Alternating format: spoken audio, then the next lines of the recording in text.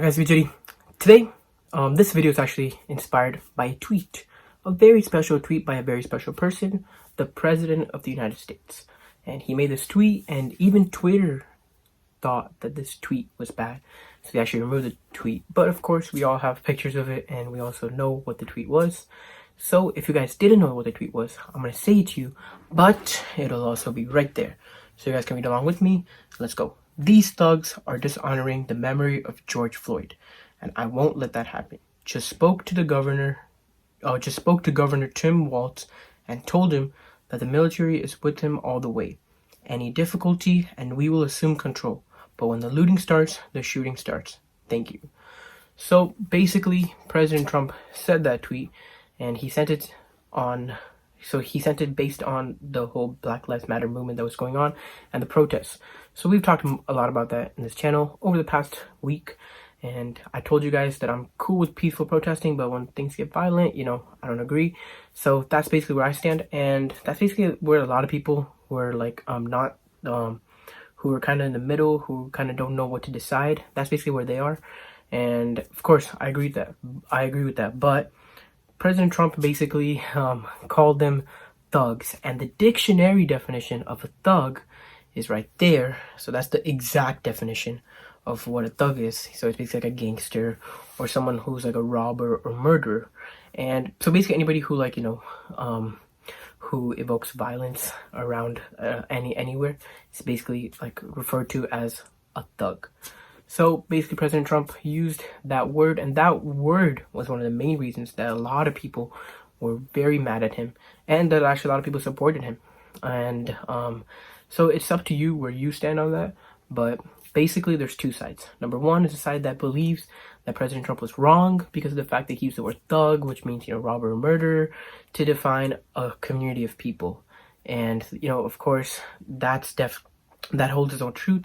And the other side, there are people who say, if you're a peaceful protester, that's fine. But the minute you start looting and the minute you start revoking to violence, that's when you become a thug. So there's people who agree with that too.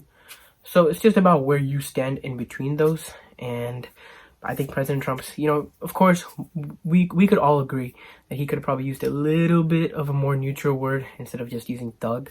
If he maybe used to like these protesters, of course, maybe the problem wouldn't be that hard.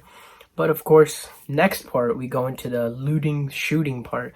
That's the part that basically set everybody off. So the thugs part really started it, and then him talking to the governor, everything was kind of like, neutralizing it. And the minute he said, when the looting starts, the shooting starts, that's when everybody just basically like set off. They could not control themselves, and they had to go and make their own tweets.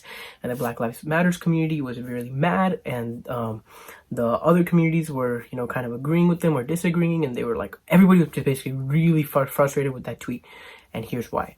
So basically, President Trump just told the Minneapolis mayor that if we have looting, then, he will send the military and they will shoot.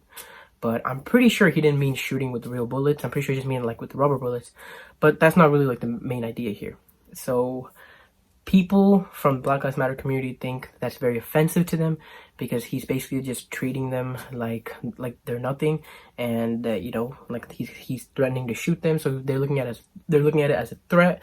And other communities who support Black Lives Matter, or if they don't support Black Lives Matter, the way that they're looking at it is they're looking at it from like the point of view where, well, we have to protect ourselves, and if you guys loot, then we have no chance but to resort to shooting, and we do need to protect ourselves.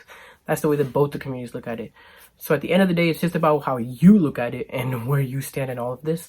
And me personally, I stand right in the middle, where, of course, I support the Black Lives Matter community because I believe in all lives matter, and all lives can't matter until Black Lives Matter, right? So we're all equal, so I definitely believe in that. But as far as looting, shooting, as far as that goes, so the thing is, I think we got to just kind of mirror what the protesters do. If they're being peaceful, let's also be peaceful and just, help them.